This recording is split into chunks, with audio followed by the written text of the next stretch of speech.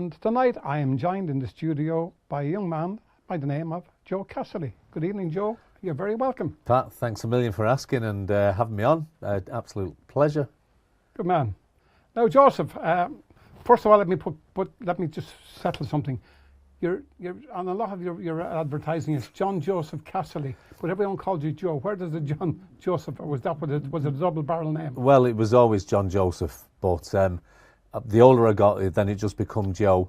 But now you have to put your official, like on Facebook and social media, they want your official title, and there's no kind of getting around it. So it's caused major confusion for a lot of people. They don't know whether to call me John or call me Joe or call me something worse. Good man, good man. Well, Casserley, of course, is a great Irish name. So what's the Irish connection, Joe? Well, obviously, I was born in Birmingham, would you believe, but Mum and Dad brought us to Manchester when we were only babies. Mum and Dad both from Roscommon, Mum from Lissacull, Dad's from Elphin. So obviously they got married and moved over to the UK. Good stuff. And were they both involved in the music business? They were, surprisingly enough. Mum grew up and their family had a dance hall in Lissacull, McLaughlin's Dance Hall, Lissacull, which a lot of people might remember a long, long time ago. And when Mum and Dad first met, Mum was the singer in a band and Dad was the drummer in a band, and it was kind of one of the big bands. Seamus Scott was the band leader. Good stuff. And but you didn't start your life as a singer. You started off as a DJ. I did. Yeah. I did, and I was still doing DJing. I still do bits and pieces of the DJing, but after me 21st birthday, I was quite fortunate to get a few pound, and I just was wondering what to do. What should I do with it? And I was watching Alan Keegan DJing at my 21st and thought I might have a go at that, and that was it then. Never looked back. Alan's been quite a big influence for me, really. Yeah. And of course, along with this, we'll get back to the singing in a moment. But along with the singing, you're involved in a lot of corporate work as well in the Northwest, aren't you? I am, yeah. I mean, over the years, I look back and I think there's not too many things I haven't had a go at. But I've been very, very fortunate. Been at Manchester United for 15 years, working on the corporate side with sponsors, and been lucky enough to travel all over the world with them. It's been a dream job, and love it. It's such a great time. And then I managed to get a job at Sale Sharks doing the rugby, which another brilliant job. That's based there just over Barton Bridge. And then the last one I kind of took on was the cricket, and I managed to get involved in that with when the World Cup was held at Lancashire Cricket Club. Well, it was here in the UK, but there was a lot of the games there. So yeah managed to be fortunate enough to get in some great organisations.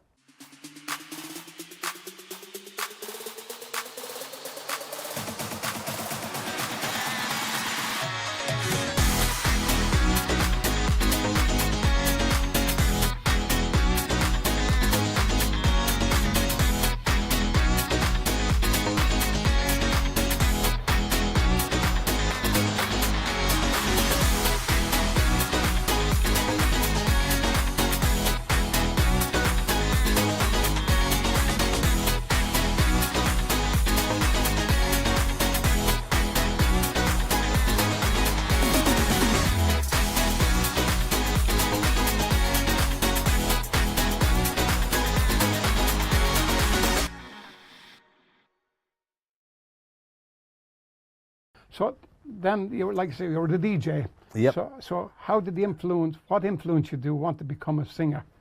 Pat, I was a bedroom singer from being about 7. I thought I was Elvis for a many time, and then obviously that was realised when I was about 35, maybe.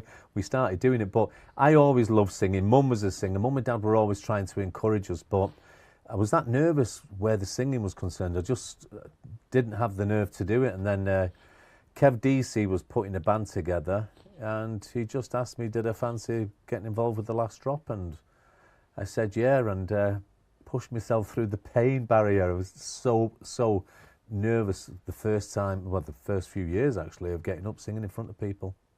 Yeah. Yeah, well, of course, as you know, I've worked with you on a few occasions, of course, with my band, and seeing you doing your Elvis tribute, and I've got to say, it's really, really funny. That was something which just happened by pure accident. I was doing my friend's 21st birthday, and they had an Elvis impersonator. I was always a big Elvis fan, but they had an Elvis impersonator, let them down. And they just asked me, would I do Elvis for them? And what are you talking about? No one's ever heard me singing Elvis. Anyhow, we had to do the funny slant of it because I couldn't do a serious one. And yeah, it just went from strength to strength. Yeah, and been very fortunate with it. That's great. And tell me, you've had some great musical experiences then since you got into the singing. I have. That stands out in your mind. That yeah. Well, I mean, with the Elvis in particular, with Jerry Flynn's travels and the tours.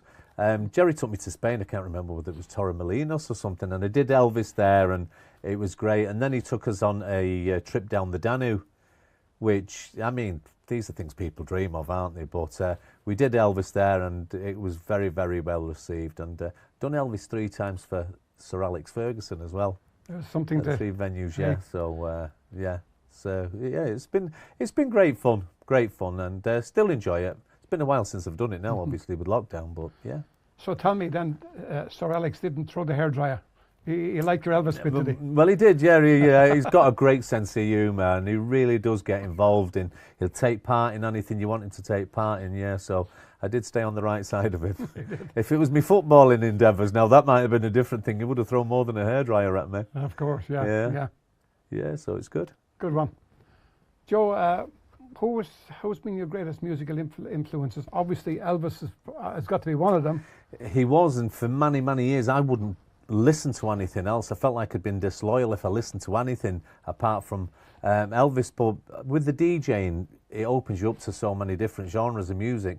I've got to say, on the Irish scene, Daniel O'Donnell, believe it or not, when he first started out and he had his first album, Stand Beside Me, I think it was, the album that was on.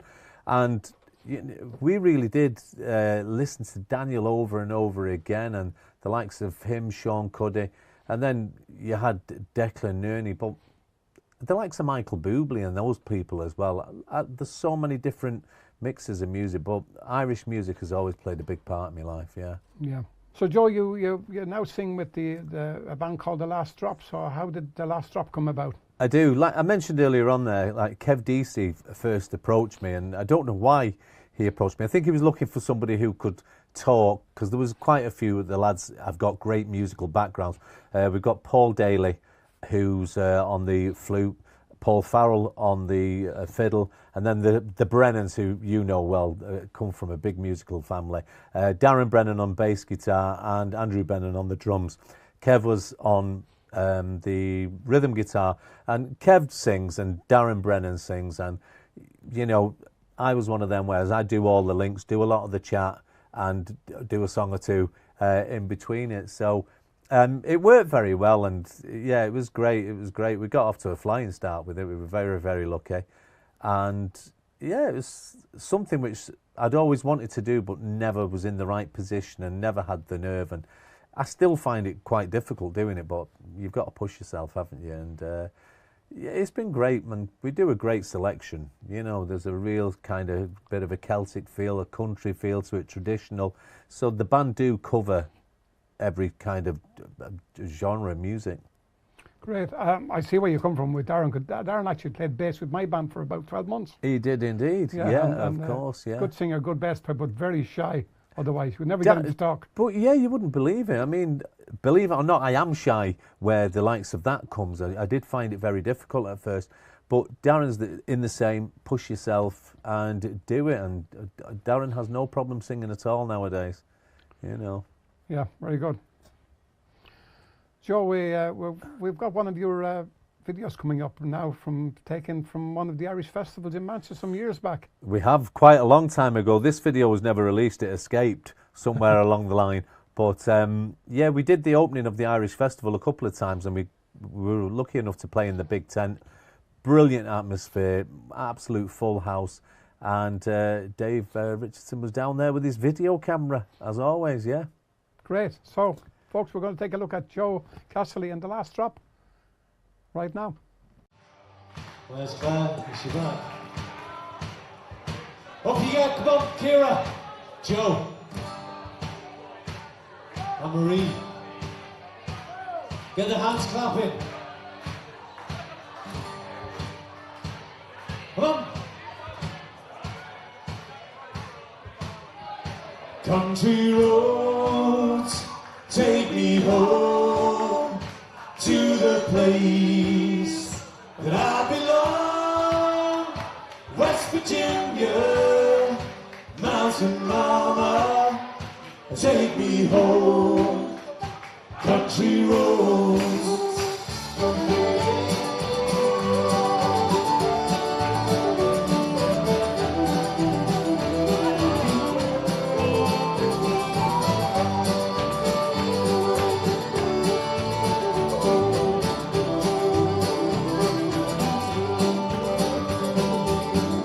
Almost heaven, West Virginia, Blue Ridge Mountains, Shenandoah River.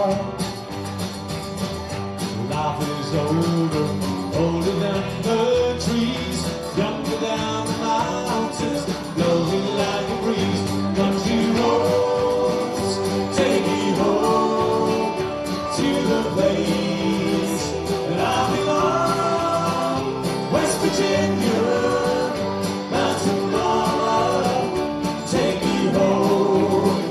Country roads. All my memories gather round her. Mama's lady, straight to the road. Dark and dusty, painted on the sky. Used to taste the moonshine, teardrops on my country roads. Take me home to the place that I belong.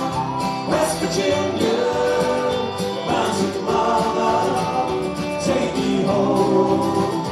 Country roads.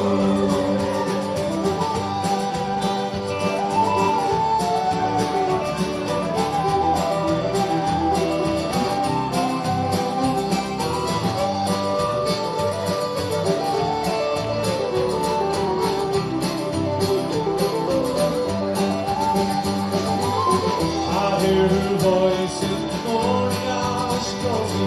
The radio reminds me of my home far away. Driving down the road, I get the feeling that I was going to bed home yesterday. Let's hear yesterday. Here we go. Country roads, take me home to the place that I belong. West Virginia, Mountain Mama, take me home. Country roads, country roads, take me home to the place that I belong.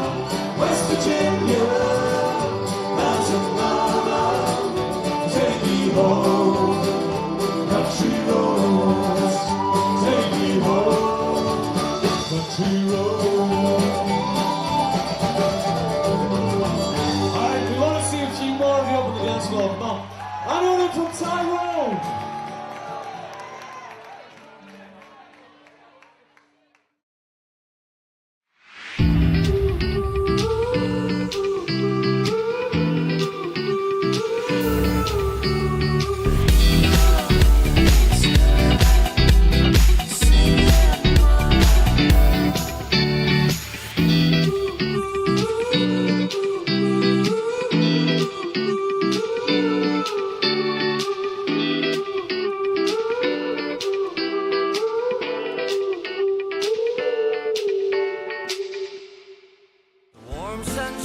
I'm Daniel O'Donnell and this is my new album, How Lucky I Must Be.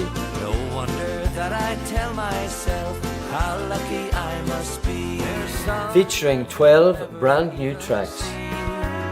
I know that God has angels watching over me. So take my gift of silver and wear my ring of gold. After all we've been through together, who'd believe? How Lucky I Must Be. Available to order now. Preserving your memories isn't expensive, it's priceless. Do you have precious family memories on video, cinefilm or slides? If you want to relive memories of your loved ones, some of whom may not now be with you, you need to transfer these onto DVD to ensure that they'll be watchable for many years to come. Here at Rich Video, we've specialised in preserving your irreplaceable footage for over 20 years onto DVD using the latest edit suites and authoring software. All our DVDs are fully authored with scene selections and come with personalised covers and printed discs with still images from your film, which provide a lasting memory for you and your family for generations to come. All the transfers are done in our studios based in Stockport.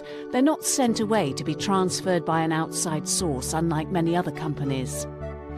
If you require further information, please ring us on 0161 635 6207 or email us at sales@richvideo.co.uk, where your past is always present.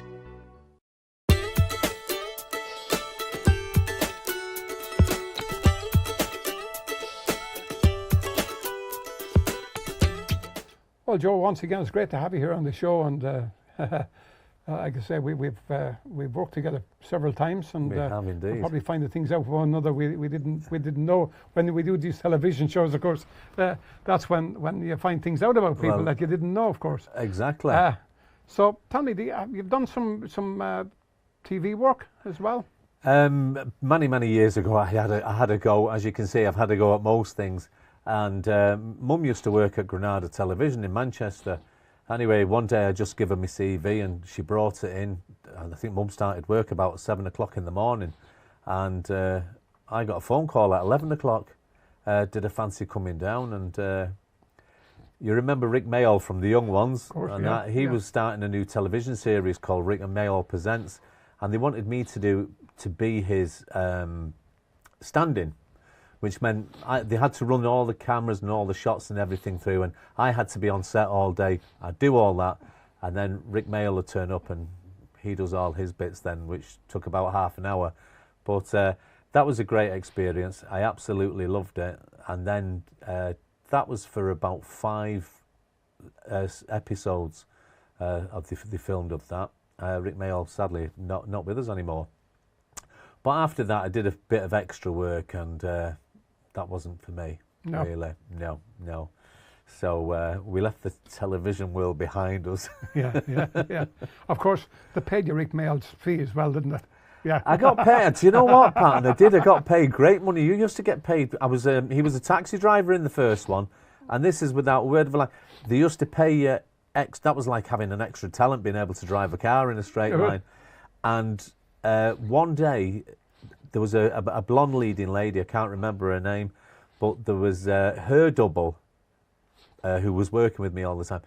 She was an ex-Miss UK, and I actually got to kiss her in the back of the car because the couple who were supposed to turn up didn't turn up, so that was off to a great start. That was a great start, Joe. For her, not me, obviously. Of course.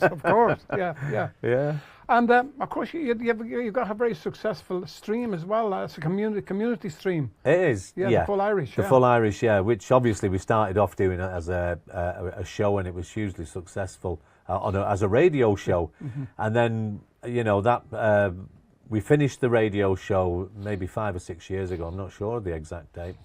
And it was just when lockdown happened. And as you know yourself, we've all got to go into our inner talents and see what can we do. We got an awful lot of people saying, was there any chance of you bringing the Full Irish back? It's needed now and all that. And me and my other half, Claire, just thought, we'll have a go. We'll have a little play around with it and mess around. And it's been incredible. The stream is on Facebook on a Sunday between 3 and 5. And the response has just been amazing. It's been really, really well received. Yeah, we love it. It's great fun. Yeah, I see that. I've seen it several times, of course, and you and Claire really bounce off on it, don't you? Yeah. Do you know, a lot of people think is it all put on and but that's how we are, and that's how we are with each other. I get Claire, Claire gets me, and yeah, we do. We bounce off and work well together. Yeah, it's great fun. Yeah. Tremendous stuff. Yeah. Well, Joe, you've worked with some great musicians on the circuit over the years. Is there anybody that sort of stands out in your mind as being one of your favourites? Do you know, I mean, there's so many which we've been either been through the DJing or the hosting nights and things. We've been really, really lucky. And Pat, I've always said it, and not just because you sat there, but I mean, I've worked with you as I've been a DJ and you've been the band at so many weddings and functions. You're a true professional, and I'm not just saying it because you're here, but it's always been a pleasure working with you. I've got to say, Philomena Begley would probably be one of the greatest who we worked with. We did the Irish Festival in Pontins for over 20 years, and Philomena Begley was just so grounded, so down to earth. There was no airs and graces with her, and it was just great watching her perform every night. The people absolutely loved her, and yeah, it was always great. But of course, Daniel O'Donnell, thanks to Bernie Doughty, she asked me one time, did I fancy doing the DJing at the Daniel's annual dinner, and we've done that ever since. And obviously you've been at it every year. And Sean Cuddy, always great. Sean has so much energy. It'd annoy you. He's that healthy, he's that fit, and just such a great show. So yeah, I've been so lucky and played with some great people. But I'd say Philomena Begley, Daniel O'Donnell, and Sean Cuddy. It's always been so much fun being with them.